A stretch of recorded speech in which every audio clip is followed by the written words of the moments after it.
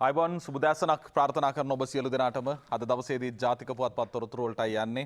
තත්ත්වය බොහොම බරපතලයි. සරලව නෙමෙයි වචනේ පරිසමාප්ත අර්ථයෙන්ම කියන විට තත්ත්වය බරපතලයි. ඒ තමයි කිව යුතු දේ තමයි කුමන විදිහේ කුමන මාදිලියෙන් මේ දේවල් වලට විවිධ පැලැස්තර අලවන්නට උත්සාහ කළත් පවතින ඇත්ත තත්ත්වය බවට පත්වන්නේ මේ වන විට අතිවිශාල ප්‍රමාණයක් ආසාදිතින් දෛනිකව වාර්තා වෙමින් පවතිනවා. රෝහල් පද්ධතිය ඇතුළත සාමාන්‍යයෙන් අපිට 9000ක 10000ක ධාරිතාවක් තිබුණ ඇඳන්වල හැබැයි දැන් මේ ගෙවුණු දවස් කිහිපය ඇතුළතදීම ආසාදිතින් 20000ක් පමණ දැන් රෝහල්ගත ප්‍රතිකාර ලබන තැනකටපත් වෙලා තිබෙනවා. අතිශය දැවැන්ත පරිශ්‍රමයක් සෑම අංශයක්ම දරනවා මේ මොහොතේදී. ඒ නිසා ඔබේ පැත්තෙන් ලබා දිය යුතු දායකත්වය අද දවසේදීත් ලබා දෙන්න කියන ඉල්ලීම කරන්නේ. මොකද හැමදේම පිළිබඳ කතා කරනවට වැඩිය එන්නත් හෝ මේ දේවල් සියලු දේ පිළිබඳ අවසන් තීරණයට යනවට වැඩිය තමන් මුඛාවරණයක් පළඳලා මීටර එක පරතරයේ තියාගෙන දීලා තියෙන නිර්දේශ අනුව ක්‍රියාත්මක වෙනවා නම් ඒක තමයි වැදගත්ම කාරණය. ලෝකයේ ගත්තත් ඉන්දියාව ඉතාමත් අවදානමක ඒ හා සමානව ඊයේ දවසේදී තවත් රාජ්‍යයක් පේරු රාජ්‍ය පිළිබඳ කතා කරුණා. අතිවිශාල සංඛ්‍යාවක් මරණ සිදු වෙනවා. ඔක්සිජන් ඌනතාව සෞඛ්‍ය පද්ධතියට දරා ගන්න බැරි තැනට මේ සියලු දේ සිදු වෙමින් පවතිනවා ලෝකයේ. ඒ නිසා ඒ තැනට නොයා සිටීමට අපි සෑමෝම සහයෝගය ලබා දිය යුතුයි. බලමු අද දවසේ ජාතික පුවත්පත්වල තොරතුරු. ප්‍රථම සිරස්තලය අද පුවත්පතෙන් අප තෝරා ගන්නවා. ගැබිනි මව්වරු 3,19,000කට කොවිඩ් එන්නත කඩිනමින් ලබා දිය යුතුයි. ප්‍රසව සහ නාරිවේද විශේෂඥ වෛද්‍යවරුන්ගේ විද්‍යායතනයේ මතය නිදර්ශනී වික්‍රමසිංහගේ වාර්තාව අප පුටා ගන්නේ. මේ වන විට ශ්‍රී ලංකාව තුළ සිටින ගර්භණී මව්වරුන් 3,19,000කට ආසන්න ප්‍රමාණයකට COVID-19 මර්ධන එන්නත අනිවාර්යෙන් කඩිනමින් ලබා දිය යුතු බවත් එමගින් 2022 වසරේදී සිදුවීමට ඉඩ ඇති විශාල මාතෘ මරණ සංඛ්‍යාවක් වළක්වා ගත හැකි බවත් ප්‍රසව සහ නාරිවේද විශේෂඥ වෛද්‍යවරුන්ගේ විද්‍යායතනය පෙන්වා දෙනවා. මේ විද්‍යායතනය සඳහන් කරන විදිහට COVID-19 වෛරසයේ වැළඳී මුල් සති 28 අවධියේ පසුවන ගර්භණී මව්වරුන් 80%කට පමණ එම රෝග ලක්ෂණ පෙන්눔 නොකරන බව තමයි වාර්තා වන්නේ.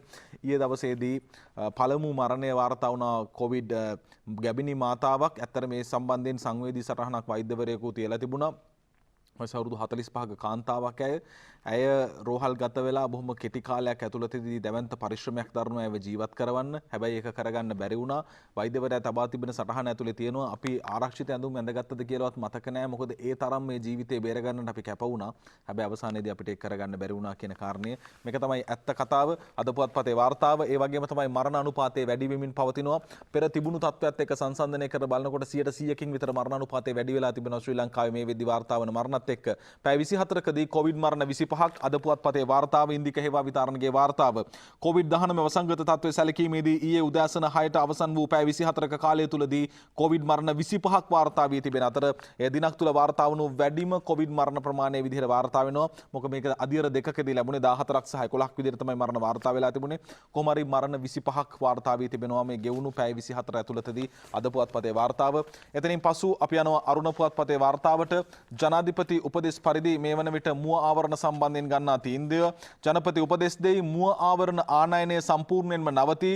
දේශීය නිෂ්පාදකයින්ට ඉඩ 2020 මුල් මාස 4ට ටොන් 800ක් ගෙනත්. සාල්‍ය කුමාර ගුණසේකරගේ වාර්තාව අප උපුටා ගන්නේ. ඉකුත් වසරේ 2020 මුල් කාර්තුවේදී මුව ආවරණ ටොන් 800ක් ආනයනය කර ඇති බවත් මීළඟට බරපතල පාරිසරික ගැටලුවක් බවට පත්වන්නේ මේ මුව ආවරණ බවත් පරිසර අමාත්‍ය මහින්ද අමරවීර මහතා සඳහන් කර තිබෙනවා.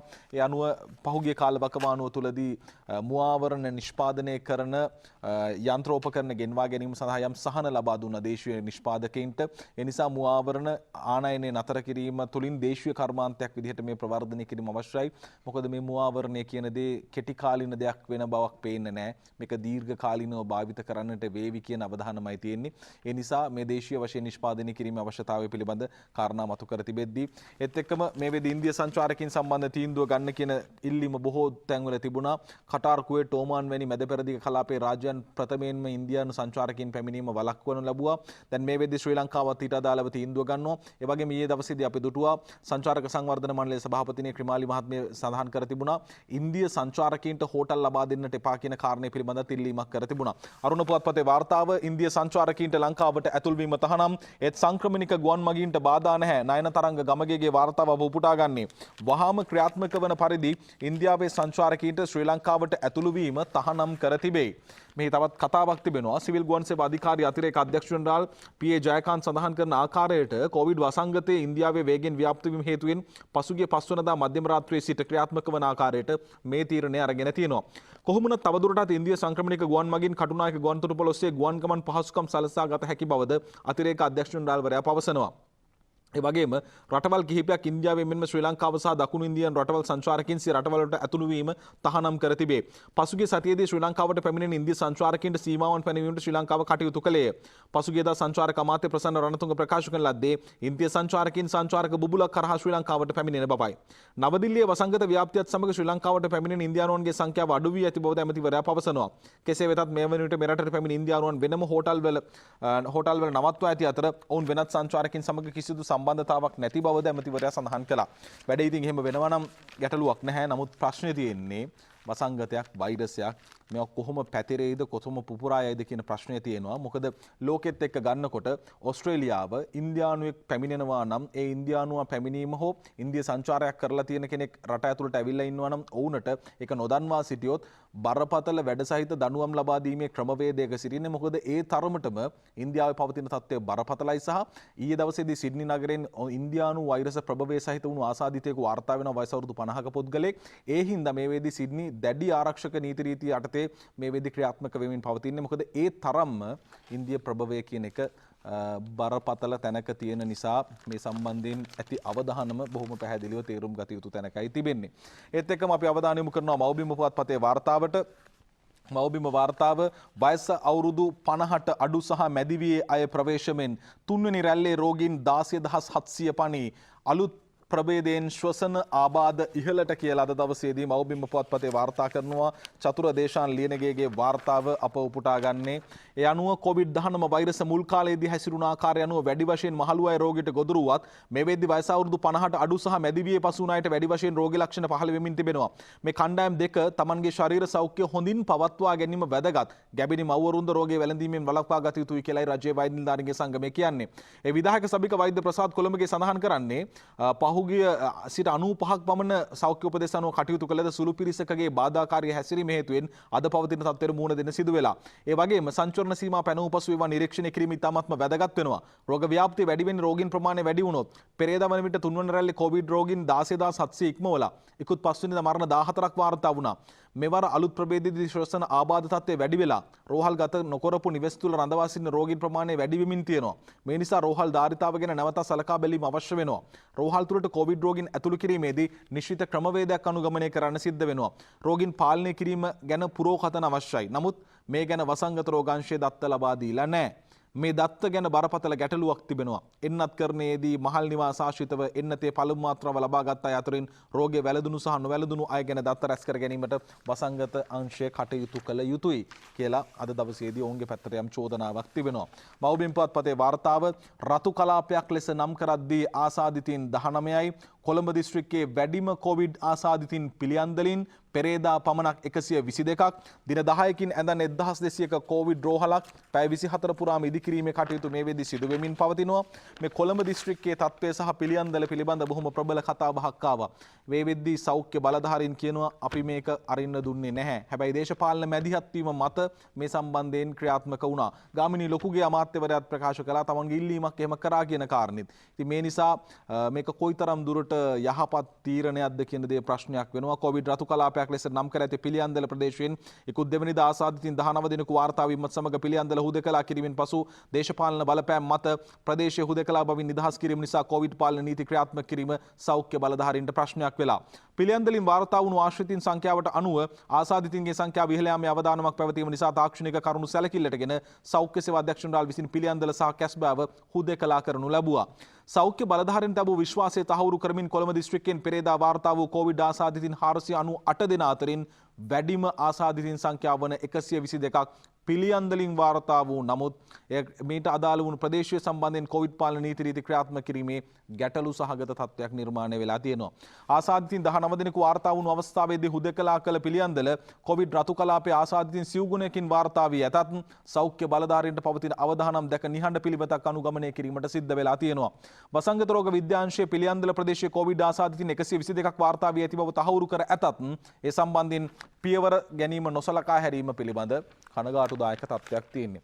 ජීවිතත් එක්ක මේ සෙල්ලම කෙරෙන්නේ. ඒ නිසා ඉතින් දේශපාලන බැදිහත් වීමටත් වැඩිය සෞඛ්‍ය බලධාරීන්ගේ වචනයට මේ වෙලාවේදී අවධානය යොමු කළ යුතුයි. ඉතින් 19ක් තියෙනකොට රතු කලාපයක් කරපු තැන 122ක් වාර්තා වෙනකොට රතු කලාපයක් නොකර සිටීම ඇතුළත සෞඛ්‍ය පද්ධතිය පිළිබඳ දේශපාලන අධිකාරිය පිළිබඳ ඇත්තටම යම් ආකාරයකින් කනගාටුවක් ඇති වෙනවා මෙවැනි දේවල් සිද්ධ වෙනකොට. ඒ නිසා සෞඛ්‍ය බලධාරීන්ට මේ වෙලාවේ උපරිම ඔවුන්ගේ වචනය ක්‍රියාත්මක කරන්නට සහයෝගය ලබා දෙනවා නම් ඒක තමයි පැහැදිලි දේ. ජනතාවගේ පැත්තෙනුත් ඒක එහෙමයි, හැමෝගෙම පැත්තෙන් ඒක එහෙම විය යුතුයි. ඒත් එක්කම දවසේදී අප ඊළඟට උපුටා ගන්නවා ලංකාදීප පුවත්පතේ වාර්තාව. දිනකට අලුතින් රෝගීන් 2000ක්, ප්‍රතිකාර මධ්‍යස්ථානවල 17000ක්, කොරෝනා වැඩිවීම සෞඛ්‍ය පද්ධතියට දරා ගන්න බෑ. හැම රෝහලකටම විශේෂ වාට්ටු. රංජන් කස්තූරිගේ වාර්තාව ලංකාදීප පුවත්පතෙන් උපුටා ගන්නේ. විශේෂඥ වෛද්‍ය සුදත් සමරවීරගේ ප්‍රකාශය. කොරෝනා ආසාදිතයින් දිනකට 2000කට ආසන්න සංඛ්‍යාවක් අලුතින් හඳුනා ගැනීමෙන් මෙරට සෞඛ්‍ය පද්ධතියට දරාගත නොහැකි තත්ත්වයක් කොළඹ මතුව ඇතැයි කොළඹ වසංගත රෝග විද්‍යාංශයේ ප්‍රධානී වෛද්‍ය සුදත් සමරවීර මහතා කරන ලද ප්‍රකාශය අද දවසේදී ලංකාදීප පුවත්පතේ වාර්තා කර තිබෙනවා. මේ අවදානම පිළිබඳ ඔවුන් නිරන්තරයෙන් දැනුවත් කිරීම සිදු කරනවා. ඒ වගේම තමයි PCR පරීක්ෂණවල ප්‍රතිඵල ලබා දීම කඩිනමින් සිදු විය යුතුයි කියන දේ දවසකට 15000, 20000, 30000, 40000 දක්වා මට්ටමට ගියත් PCR පරීක්ෂණවල ප්‍රතිඵල ලැබෙන වේගයත් වැඩි කරගත යුතුයි. අපි දන්නවා මේ යන්ත්‍රات එක්ක කරන ගනුදෙනුවක් මේවා වැඩ කරන්න පුළුවන් උපරිම වේගයක් තියෙනවා, කාර්යක්ෂමතාවක් තියෙනවා. ඒවා අභිබවා යන්නට බෑ. ඉතින් ඒ නිසා මේ ලැබෙන PCR පරීක්ෂණ ප්‍රතිඵල සම්බන්ධයෙන් ඊයේ දවසේදීත් ප්‍රශ්න කිරීමක් කරුණා. මේ හරියටම ලැබෙන්නේ ඊයේ කරපු PCR වල ප්‍රතිඵලද අද හම්බ වෙන්නේ කියන ප්‍රශ්නේ තියෙනවා. නැත්නම් මීට කලින් කරපු දවස් 2-3කට කලින් කරපු PCR පරීක්ෂණ ප්‍රතිඵලද දැන් ලැබෙන්නේ. එහෙම වුණොත් තීන්දුව తీරන ගන්නට වෙන්නේ මීට දවස් 3කට කලින් තිබුණු තත්වයට නේද? මෙන්න මේ වගේ කතිකාවක් සමාජය තුළ තියෙනවා. මේක තමයි ප්‍රායෝගික සත්‍යය. ඉතින් ඒ නිසා ඊට අදාළ වැඩපිළිවෙලක් අවශ්‍යයි කියන කාරණේ නිරන්තරයෙන් කියවෙන දේ තමයි. කොහොමුණත් දැන් පවතින තත්ත්වයක් එක්ක අලුතින් රෝගීහු මේ හඳුනා ගැනීම වැඩි වෙලා තියෙනවා. මරණ සංඛ්‍යාව වැඩි වෙමින් පවතිනවා. ඒ නිසා හැම ශීර්ෂයක් දිහා බැලුවාමම පවතින්නේ අවදානමේ තත්ත්වය බැරෑරුම් කියන කාරණය. ඒත් එක්කම දැන් රුසියානු එන්නත විදීම මාදින්නාගොඩින් ආරම්භනවා. අපි දැක්කා ස්පුට්නික් 5 එන්නත 15000ක් මාත්‍රා ලැබුණා. අපි වෙලාව බලමු, වෙලාව බලලා ඊළඟට කතා කරමු.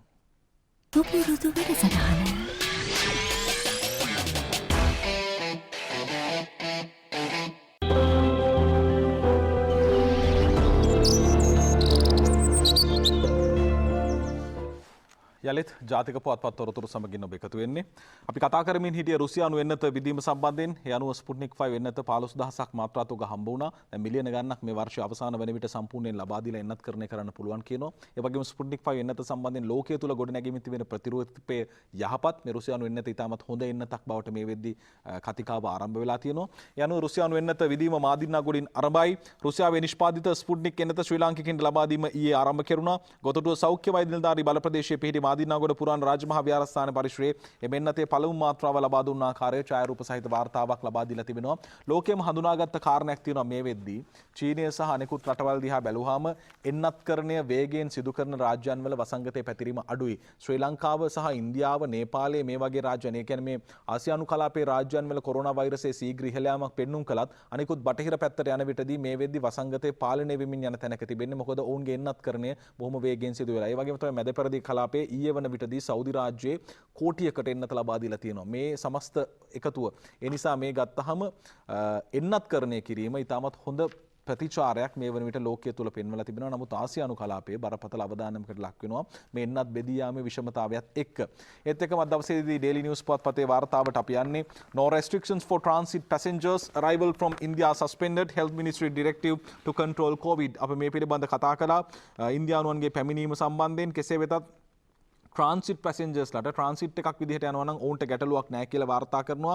The Civil Aviation Authority of the Sri Lanka has suspended the entry of the all passengers arrival from India to Sri Lanka effective from Wednesday night. බදාදා රාත්‍රියේ සිට ඉන්දියාවේ සිට ශ්‍රී ලංකාවට පැමිණෙන සියලු සංක්‍රමණ නවත්වා තිබෙනවා කියන කාරණේ තිබෙනවා. Daily News පුවත්පතේ වාර්තාව. ඒත් එක්කම අලුත් කතාවක් විදිහට තිබෙනවා ශ්‍රී ලංකාව සහ මැද පෙරදිග කලාපයේ රාජ්‍යයන් අතර තියෙන ගුවන් ගමන් වියදම වැඩි. ඒ නිසා ඩුබායි වැනි රාජ්‍යයන් වල ඉඳලා කේරළයට ඇවිල්ලා කේරළෙන් ශ්‍රී ලංකාවට එන අවධානමක් තියෙනවා. මේ සම්බන්ධිනුත් අවධානය යොමු යුතුයි කියන කාරණය පිළිබඳ කතිකාවක් තිබුණා. මොකද ඒ එන ගුවන් වියදම අඩුයි. ඒ නිසා ලංකාවේ ඉන්න විදේශගත ශ්‍රමිකයෝ පවා ඉන්දියාව හරහා පැමිණීමේ සූදානමක් තිබුණා. මේ නිසා මේවා පාලනයත් වෙනවා මේ කාරණාත් එක්ක. කොහොමුණත් මේ පිළිබඳව අවධානය යොමු කළ යුතුයි කියන කාරණය විශේෂයෙන් සඳහන් වෙලා තිබුණා.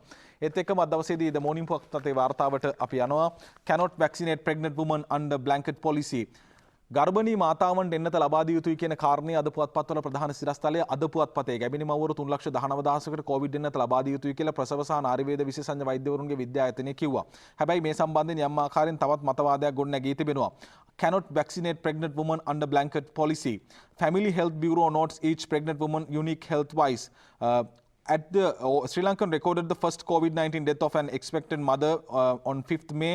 The Family Health Bureau said that not all pregnant women can be vaccinated against the virus under a blanket policy. පැහැදිලි වුණු චිත්‍රයක් නොමැති ප්‍රතිපත්තියක් තුල සිටගෙන කොරෝනා වෛරසයේ ආසාදනය වීම වළක්වාලීම සඳහා ගර්භණී මාතාවරුන් එන්නත්කරණය කිරීමේ යම් ප්‍රශ්නයක් තිබෙනවා කියන කාරණය මෙහිදී මතු කරනවා. So far globally the only vaccinated mothers are those facing high risk with such pregnant women in the front line in COVID-19. Not all pregnant women. ඉදිරිපෙළ සෞඛ්‍ය සේවකයන් විදිහට වැඩ කරන කාන්තාවන් සඳහා යම් ආකාරයෙන් ගර්භණී අවස්ථාවේ සිටින අයට එන්නත ලබා දුන්නත් සියලුම ගර්භණී මාතාවන්ට එන්නත ලබා දීමේ පොලිසි එකක් ලෝකේ තාමත් ක්‍රියාත්මක වෙලා නැහැ. ඒ නිසා මේ යම් ආකාරයෙන් ප්‍රශ්නයක් තියෙනවා. Minister of Health FHB Director Dr.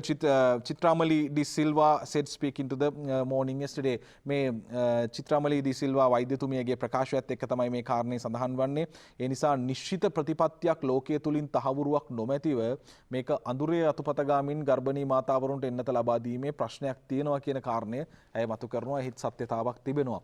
ඒත් එක්කම Morning පුවත්පතේ තවදුරටත් වාර්තා කර තිබෙනවා vaccine not only the solution. බෙංගමුවේ නාලකතෙර claims the indigenous medicine can cure the COVID-19. Dhammika පැනිය no cure for COVID health minister committee.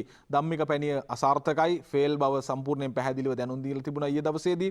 Vaccinating against the COVID-19 is not the only solution of the COVID-19 pandemic as indigenous medicine has proven to be the effective cure against the COVID-19. Claims Sri Lanka Indigenous Medical Congress President බෙංගමුවේ නාලකතෙර මේ වෙද්දී යම් ආකාරයෙන් දේශීය ආයුර්වේද බාධන කරගත් බෙහෙතක් සම්බන්ධයෙන්ුත් විසඳුමක් සම්බන්ධයෙන්ුත් සාකච්ඡාවක් සිදු විය යුතුයි කියන කාරණේ මතු කරනවා. එන්නත පමණක් නොවේ මෙහි අවසන් විසඳුම කියන කාරණේ පිළිබඳත් උන්වහන්සේ මතු කරපු කාරණේ තමයි අද දවසේදී වාර්තා කර තිබෙන්නේ ද මෝර්නිං පුවත්පතේ. ඒත් එක්කම සිලොන් ටුඩේ වාර්තාවටත් අපි යනවා. Travelers from India banned from entering Sri Lanka.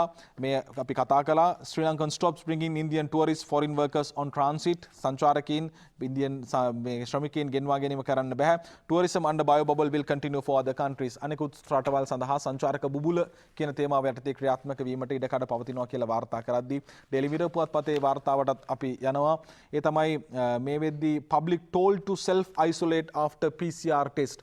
ඔබට PCR පරීක්ෂණයක් කළාගෙන් පස්සේ ප්‍රතිඵල ලැබෙන්නට දින වකවානු ගත වෙමින් පවතිනවා. මේ පවතින ඉහළ ධාරිතාවත් එක්ක යම් ප්‍රමාදයක් ඇති වෙන්නට පුළුවන්. හැබැයි PCR එක කරාගෙන් පස්සේ ඔබ ස්වයංම හුදකලා වීමක් කර යුතුයි. මොකද ඔබ ආසාදිතයෙක්ද නැද්ද කියන තහවුරුව නැති නිසා. Should wear face mask when self isolating if there are others at home. ඔබ නිවසේ නිරෝධායන වෙන කෙනෙක් නම් ඔබ මුඛාවරණයෙන් නිවස තුලද පැළඳිය යුතුයි. To take rest, drink a lot of water and act with responsibility. වගකීමෙන් යුතුව වැඩ කරන්න, ඒ වගේම යම් ආකාරයකින් විවේකීව ඉන්න කියන ඉල්ලීම කරනවා සෞඛ්‍ය සේවා අධ්‍යක්ෂ ජනරාල්වරයාගේ ප්‍රකාශය අපි උපුටා ගන්න. ඒත් එකම Daily Mirror පුවත්පතේ වාර්තා කර තිබෙනවා Sri Lanka like to roll out Sinopharm vaccine by next week. චීනයේ නිෂ්පාදනය කරන එන්නත Sinopharm එන්නත ලැබෙන සතිය තුලදී භාවිතයට ගැනීමට හැකි වේවි කියලා. over 550,000 Sinopharm vaccines live in warehouses with 2022 expiry. 2022 දී කල්ලිකුත් වන ආකාරයට 5,50,000ක් Sinopharm එන්නත තිබෙනවා. China has submitted the data of phase 3 trials to WHO in December. ලෝක සෞඛ්‍ය සංවිධානයටත් ලබා දීලා දෙනවා. හැබැයි ඊ දවසේදී ලෝක සෞඛ්‍ය සංවිධානය ප්‍රකාශයක් කරලා තිබුණා චීනයේ Sinopharm vaccine එක සම්බන්ධයෙන් චීනය විසින් ලෝක සෞඛ්‍ය සංවිධානයට ලබා දීලා තියෙන දත්ත ප්‍රමාණවත් මදි කියලා. ඒ නිසා තවදුරටත් දත්ත අවශ්‍යයි කියන කාරණේ කියනවා. හැබැයි ප්‍රායෝගිකව මේ වෙද්දී භාවිත කරපු රාජ්‍යයන් බොහෝමයක Sinopharm vaccine එක සාර්ථක ප්‍රතිඵලත් කරගෙන තිබෙනවා. ඉතින් ඒ නිසා ශ්‍රී ලංකාවත් දැන් බලාපොරොත්තුෙන් සිටින්නේ ලෝක සෞඛ්‍ය සංවිධානයේ අනුමැතිය ලැබුණාගෙන් පස්සේ මේක පාවිච්චි කරන්න. ලංකාවට ගෙන අප එන්නත් වලින් මම හිතන්නේ 3000කට ආසන්න ප්‍රමාණයක් එන්නත් කරණය කළා ඒ චීන ජාතිකයින්ට. හැබැයි ඔවුන් අතර කිසිදු සංකූලතාවක් නැති බව වසංගත විද්‍යායකකයා තහවුරු කර තිබුණා. ඒත් එක්කම දිවයින පුවත්පතේ වාර්තාව ඉන්දියාවෙන් අලුත්ම භයානක වෛරසයක් 18 ගුණයක් ප්‍රබලයි බලපෑම කෙලින්ම පෙනහළු වලට. කීර්ති වර්ණකුල සූරියගේ වාර්තාව උපුටා ගන්නේ භයානක නව කොරෝනා ද්විත්ව ප්‍රභේදයක් ඉන්දියාවේ ව්‍යාප්ත වන බව හෙළි වී ඇත. මෙම නව ප්‍රභේදයේ පැවති ප්‍රභේදයට වඩා 18 ගුණයකින් ප්‍රබල බව තමයි සඳහන් වෙලා තිබෙන්නේ. මෙවැනි ද්විත්ව කොරෝනා ප්‍රභේදයක් ගැන හෙළි වූයේ මුල් වරට කියලා අද දවසේදී දිවයින පුවත්පත වාර්තා කරනවා. ඒ නිසා ඉන්දියාවත් එක්ක තියෙන ගනුදෙනුව සම්පූර්ණයෙන්ම මේක රාජ්‍යයන් අතර ප්‍රතිපත්තිමය ගැටලුවක් නෙමෙයි. නමුත් පවතින වසංගතයත් එක්ක ගත යුතු තීරණයක් වෙනවා. ඉන්දියාවත් එක්ක තියෙන අවධානම ඉතාමත්ම අවම කර ගැනීම කළ යුතුයි. මොකද මේ බ්‍රිතාන්‍ය වෛරස ප්‍රභේදයේ පැතිරීමත් ඉන්දියාවේ පංජාබ් වැනි ප්‍රාන්තවල බ්‍රිතාන්‍ය ප්‍රභවය පළමුව පැතිරෙන්න පටන් ගත්තා. ඒ නිසා ඉන්දියාවේ සිට ලංකාවට බ්‍රිතාන්‍ය ප්‍රභේදය ආවාද කියන කාරණය පිළිබඳවත් සැකමතු වෙලා තිබුණා. ඒ නිසා ඒ ප්‍රශ්නය පිළිබඳ ටිකක් තවදුරටත් පුළුල්ව බැලීම සිදු කළ යුතුයි. ඒ අතරතුරේ තවත් කතාබහට ලක්වුණු මාතෘකාව දිනමින ප්‍රධාන සිරස්තලය වරාය නගර කොමිසමේ උසාවි තීන්දුව 18 වනදා මැති සභයට නුවන් කොඩිකාර භක්ති මෙන්ඩිස්ගේ වාර්තාව උපුටා ගන්නේ. කොළඹ වරාය නගර ආර්ථික කොමිෂන් සභා පනත් කිටුම්පත පිළිබඳ ඉදිරිපත් වූ පෙත්සම් සම්බන්ධව ශ්‍රේෂ්ඨාධිකරණයේ තීරණය කතානායක මහින්ද අබේවර්ධන මහතාට ලැබී ඇති අතර එම තීරණය ලැබෙන 18 වනදා කතානායකවරයා විසින් පාර්ලිමේන්තුවට ඉදිරිපත් කරන්නට නියමිතයි කියලා අද දවසේදී වාර්තා කරද්දී තවත් සුවිශේෂී සංවර්ධන ක්‍රියාවලියක ආරම්භය අද දවසේදී සටහන් වීමට නියමිතයි. මෙරට 7 වෙනි අධිවේගයේ විදිහට රුවන්පුර අධිවේගයේ ඉදිකිරීම අද දවසේදී ආරම්භ කිරීමට නියමිතයි කියන ප්‍රවෘත්තිය වාර්තා කර තිබෙනවා දිනමින පුවත්පතේ. ලංකාවේ අධිවේගී මාර්ග ක්‍රියාවලිය තුළ රත්නපුරයට බොහොම කෙටි වේලාවකින් යන්නට පුළුවන් ආකාරයේ වැඩපිළිවෙලක් එක්ක මේක ඉදිවෙමින් පවතින්නේ.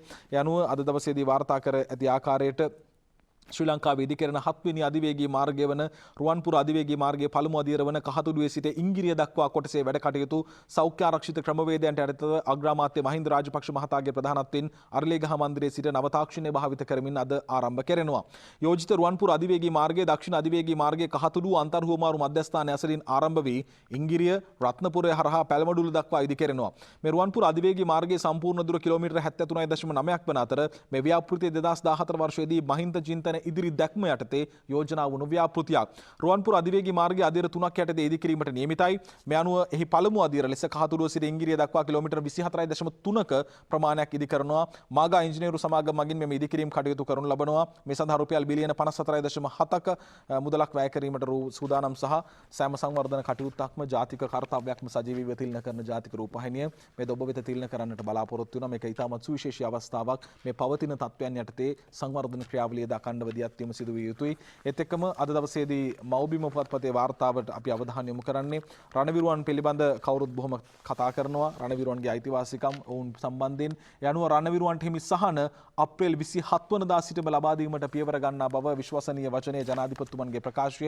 ඒ අනුව ජනාධිපතිතුමන්ගේ කැබිනට් පත්‍රිකාවෙන් රණවිරුවන්ට හිමි සහන අප්‍රේල් 27 වනදා සිටම ලබා දීමට බලාපොරොත්තු වෙනවා කියන කාරණය අද දවසේදී මව්බිම පුවත්පතෙන් වාර්තා වෙද්දී ඒත් එක්කම මේ සම්බන්ධ දිනමින පුවත්පතේ වාර්තාවත් ජනපති කැබිනට් පත්‍රිකාවෙන් රණවිරුවන්ට හිමි සහන අප්‍රේල් 27 වනදා සිටම ලබා දෙන බව දිනමින පුවත්පතත් අද දවසේදී වාර්තා කර තිබෙන අතරතුර අපි යනවා දිවයින පුවත්පතේ ප්‍රධාන සිරස්තලයට. ලක්ෂ 120 බේරා ගනී අනුරාධපුර කොල්ලය වරදී ATM එක ළඟ වෙඩිපත්තුවේ කොල්ලකරුවෙකුටත් වෙඩි වැදී ඇතැයි සැකයක්.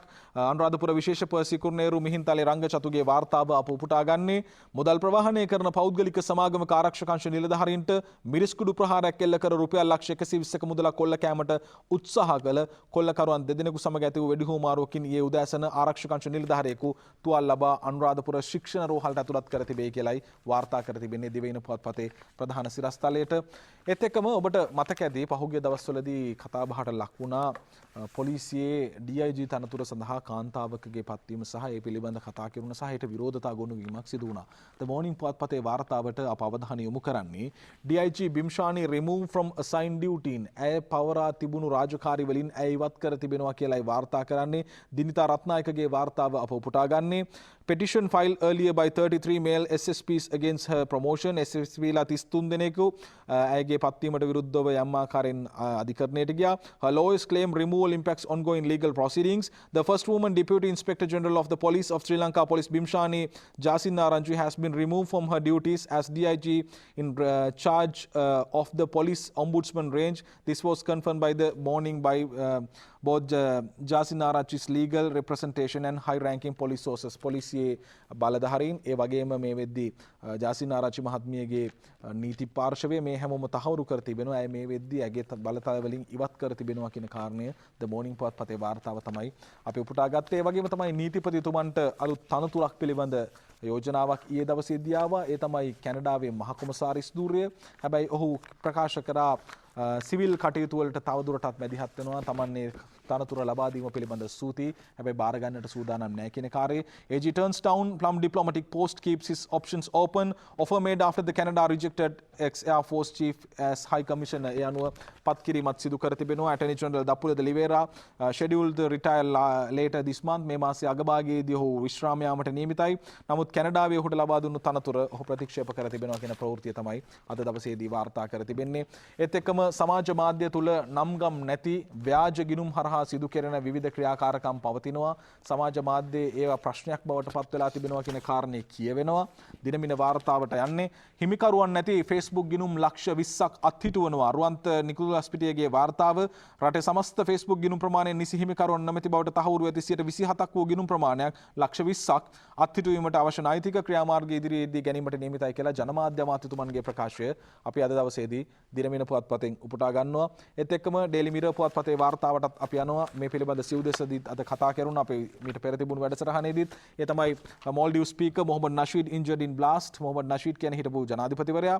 ඔහු යම් ආකාරයකින් ප්‍රහාරයකට ලක් වෙනවා. දැන් වර්තමාන කතානායකවරයා Nasheed now 53 became the first democratically elected leader of the the state after 30 years autocratic rule. මේ පාලන තන්ත්‍රය තුල ප්‍රජාතන්ත්‍රවාදයෙන් පත්වුණු නායකයෙක්. කෙසේ වෙතත් යම් බෝම්බ ප්‍රහාරයක් එල්ලුවේ ඔහුට තුවාල ලබා තිබෙනවා කියන ප්‍රවෘත්තිය අද දවසේදී වාර්තා කරද්දී අරුණ පුවත්පතේ ඉතාමත්ම වැදගත් කතුවැකියක් තිබෙනවා. ඒට අපි අවධානය යොමු කරනවා. මොකද මේ දවස්වල work from home එහෙම නැතිනම් ගෙදර සිට වැඩ කිරීම ඔන්ලයින් ක්‍රමවේදය යටතේ වැඩ කිරීම පිළිබඳ පුළුල් කතිකාවක් තියෙන වෙලාවකදී මේ කියන ලිපිය ඉතාමත්ම වැදගත් වෙනවා. මොකද සමහර තැන්වලදී කියනවා ගෙදර ඉඳලා වැඩ කරන එක ඵලදායක නැහැ කියන කාරණය. සාමාන්‍යයෙන් ලංකාවට ටෙලිවිෂන් හඳුන්වලා දෙනකොට මිනිසුන් ටෙලිවිෂන් මිලදී ගැනීම පිළිබඳ යම් උපකල්පනයක් තිබුණා. ඒ කතාවේදී තියෙනවා රූපවාහිනී යන්ත්‍ර පළමු වසරේ දහසක් මිලට ගනීවියයි කියලා ලංකාවට හඳුන්වා දෙදී ජපානයේ උපකල්පනය කළා. හැබැයි පළමු වසර තුර ලාංකිකයෝ රූපවාහිනී යන්ත්‍ර ලක්ෂයක් මිලටගෙන වාර්තා තියෙනවා.